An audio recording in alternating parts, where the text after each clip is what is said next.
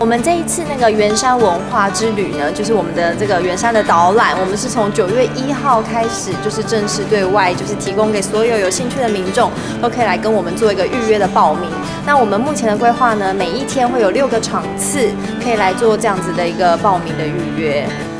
那这个圆山密道的部分呢，因为当时圆山在建成的时候，我们当时的一个时空背景啊，像来到圆山的可能都是一些各国的友邦的元首，或是一些很重要的贵宾，所以在这样子一个时空环境之下呢，就是我们的就是创办人蒋夫人宋美龄女士，他们就有很多的考量，他们就有想到说，那这么重要的贵宾，如果有什么样的一个突发的事件的时候，要怎么样可以确保我们这些贵宾可以安全，然后又迅速的可以离开饭店。在这样子一个考量下呢，在1973年这一栋14层的宫殿大厦落成的时候，他们当时就有做这个考虑，所以在我们的地下室的部分，在东和西侧就是各有一条密道，作为让这些贵宾如果在有什么事件发生的时候，他可以很迅速又安全的离开饭店。那我们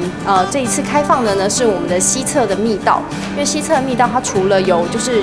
人行的步道之外呢，还有一个一大特色就是我们这个就是供行李运送所使用的一个滑梯道的部分。那在这一次都开放给大家进来参观和体验一下。